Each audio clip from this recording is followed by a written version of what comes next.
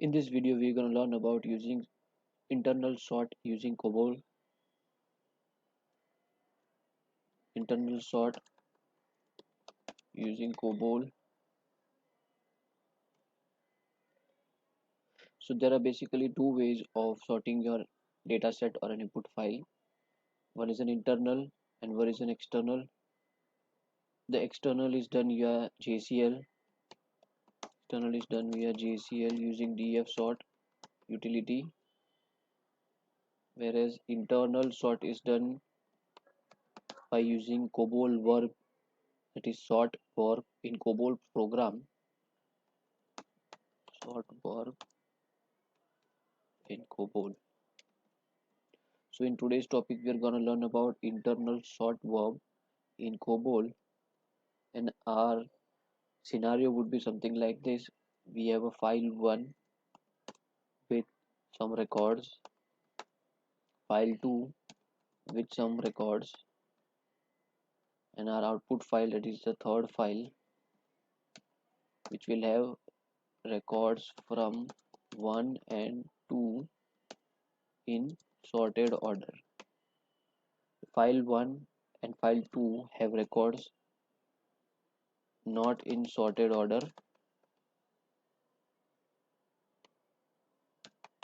not in sorted order.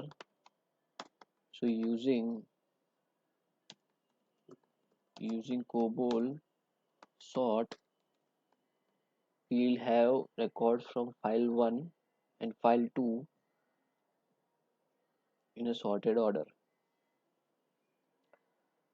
One more thing to understand over here is the JCL concatenation, which is done, which is possible by specifying two DSNs in a single DD statement.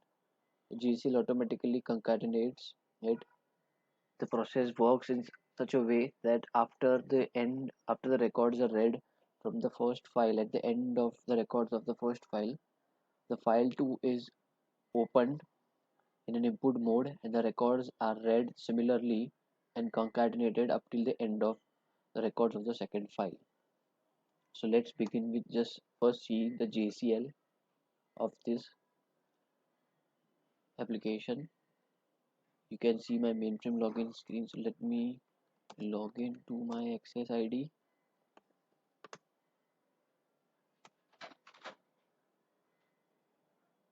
Let us go into the job library where I have kept my JCL,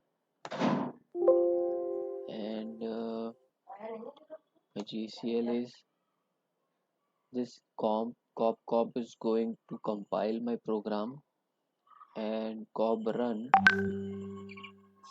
is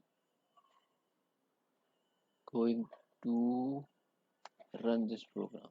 So as you can see in this job, in this JCL, I have only given the program and the step library where the load module of this program file load module is present. Here we have not specified any input file, so that is what we need to do now. So I'll define the in DDDSN. Remember, we're gonna concatenate two sets, two files over here. This is my first file, is to be dispositioned into a sharing mode. One DD statement will have two files which would be read in a concatenated way.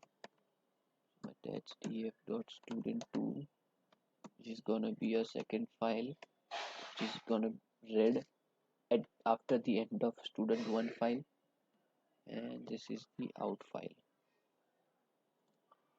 I'll verify the DD names from my COBOL program, and this is gonna be my file. Is equal to share. No, this is gonna be a new file, so I'll give it a new, catalog it on normal execution and delete it on abnormal execution. Continuation space would be track 1, 1 primary and secondary quantity. Release if the data is not being used, and data control block would have logical length is equals to 80 bytes, record format is equals to FB, and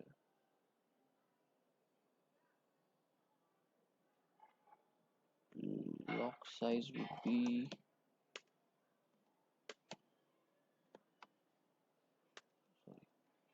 block size would be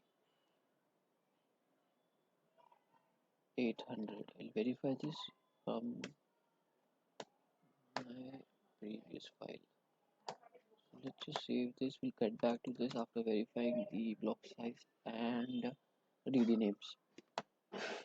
So let's just first check what are the specification. Yes, the attribute should match. If the attribute doesn't match, then yeah, see, it is a 40 and 40. So the output file also should have a 40 only.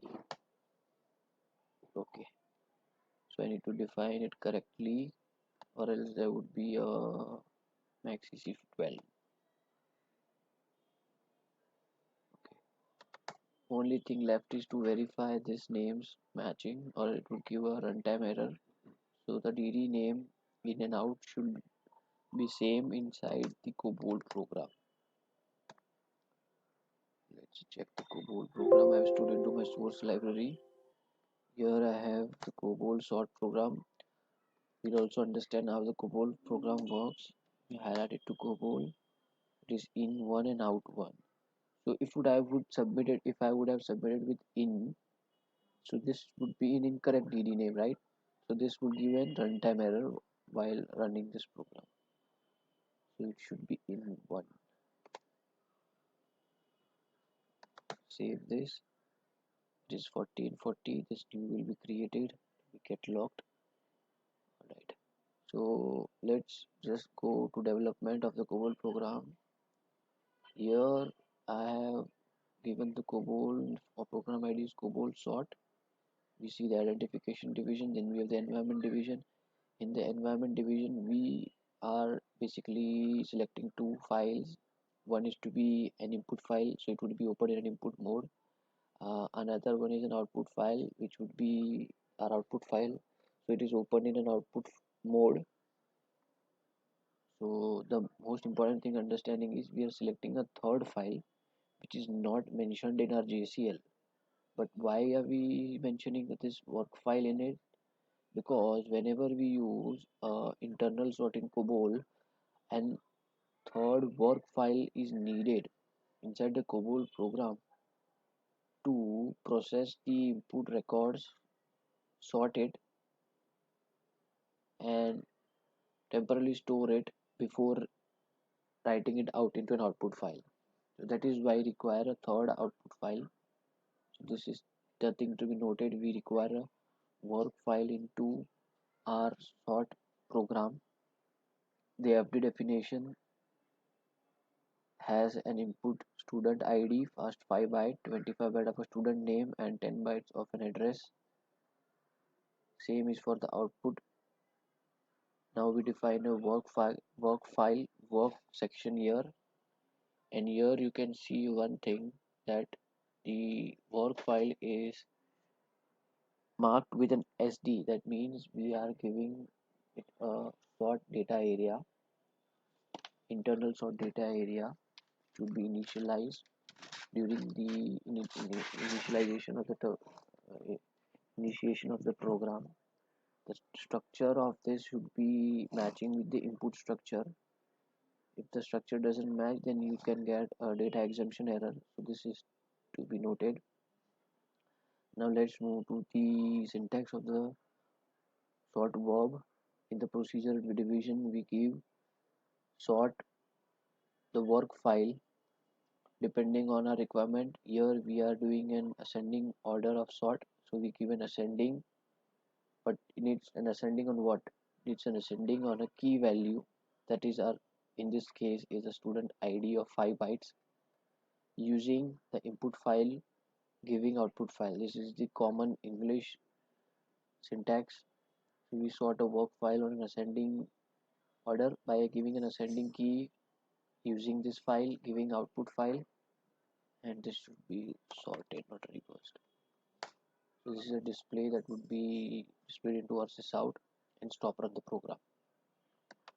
So after understanding the COBOL program, next step is to check what is our input data. So let's understand our input data properly. Yeah, so this is our student file 1. Okay, it has some records. In this case there are 3 records.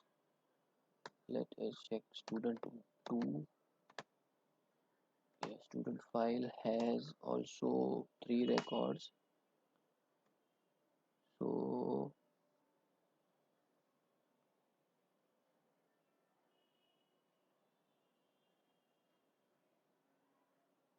you can see correctly, so this is our first file student 1. These records are not in a sorted order. You can see it is in a descending order, and these records are also not in a sorted order. So our JCL will begin with identifying this DSN, sorted out into the work file. At the end of this file, it will identify this DSN, sort it out into the work file, and then store it into an output file. So let's see if our JCL works correctly. Let's close the split screen.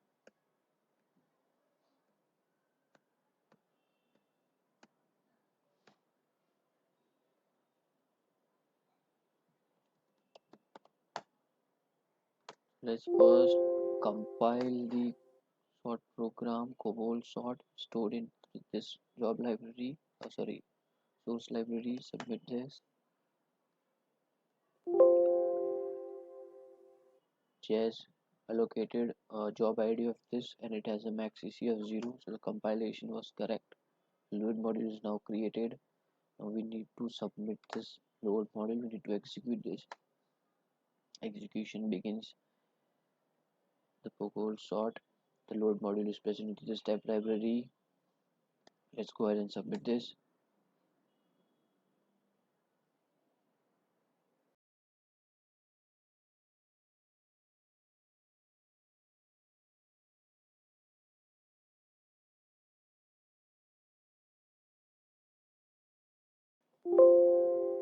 Okay, so we have a JCL error now.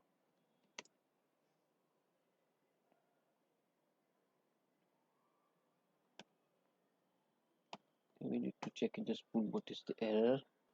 Okay, so one thing I have noted in my COBOL program is that I had assumed a file name of 80 bytes, so this is gonna cause an error. My file is of 40, so instead of 80 it should be 40 characters. The filler should be removed because a file just contains 80 bytes, so there is no need of 40 bytes here. So modify this now, and so we need to recompile it once again. So quickly let's recompile this. Okay, recompilation success. Let's go to our run. Student 3, right? So submit this now. The file is getting submitted. Okay, so the submission was correct. We got a max CCL 0. Now let's check what is the output of our file, and the output of the file should be student 3, student 3. Okay, so here we see the records from both the files were written successfully into our output, and they are now sorted. So sort work in ascending, sort work in ascending key name using input file, giving output